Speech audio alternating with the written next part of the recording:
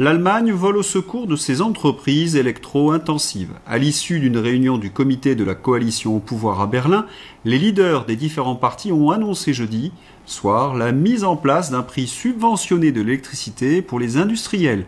Le gouvernement vise un prix de 5 centimes le kilowattheure entre 2026 et 2028. Attendez là, mais c'est strictement interdit. Les Allemands ont-ils explosé le marché de l'électricité européen ? Que fait le Cornu? Car enfin, un industriel français utilisant une énergie majoritairement nucléaire doit payer un prix européen basé sur le gaz allemand. Son homologue allemand reçoit une subvention pour réduire ce même coût.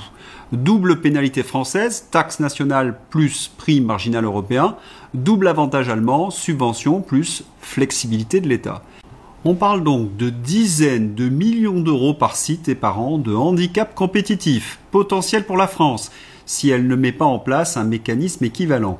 Comment accepter que le pays du nucléaire garantisse un prix moins compétitif que le pays du lignite? Et vous savez, le prix de l'énergie explique en partie l'augmentation des faillites de nos entreprises. Amblard, Rassemblement national. Un constat qui saute aux yeux de tous ceux prêts à les ouvrir, le prix que paient les Français pour leur électricité n'est plus en phase avec le coût réel de sa production. Et pourtant, grâce à une vision et un courage d'après-guerre de qualité qui semble avoir déserté nos gouvernements de plus en plus éphémères, la France s'est dotée d'un parc nucléaire et hydraulique capable de fournir près de 90% de notre mix avec une électricité compétitive et décarbonée parmi la meilleure au monde. Alors où est l'arnaque ? D'une part, dans la fourniture, dans le coût de la fourniture. Au lieu de faire de ce parc un atout stratégique, des décisions idéologiques ont enfermé la France dans un marché européen de l'électricité dont l'absurdité n'a cessé de tirer ses coûts vers le haut depuis sa création. Quand le coût de production du nucléaire se situe entre 50 et 60 euros par mégawattheure, les prix à terme y demeurent bien au-dessus et sont très volatiles. J'en veux pour preuve la douloureuse crise de 2021-2022 avec des prix à terme atteignant 200, 300, 400 voire 500 euros par mégawattheure. D'autre part, dans le soutien aux énergies intermittentes et les taxes, depuis l'an dernier, cette part est devenue la première composante de la facture d'électricité devant la fourniture ou l'acheminement.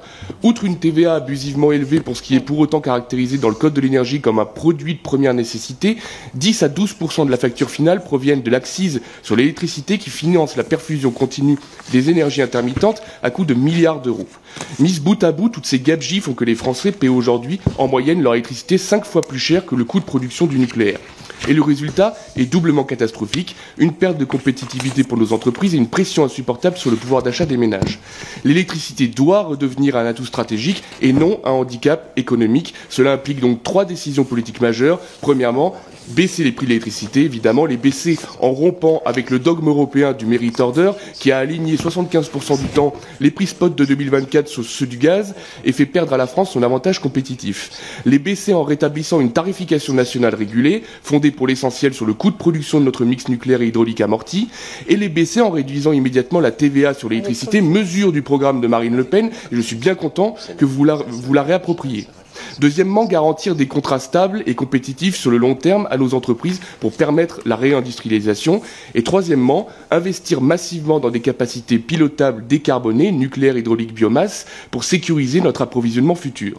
Sur l'énergie, l'idéologie et la compromission ont déjà trop coûté, seul compte désormais. C'était donc l'info la plus importante de ces derniers jours et aucun média n'en parle. Nous sommes devenus les caniches de l'Allemagne, les pigeons de l'Union européenne.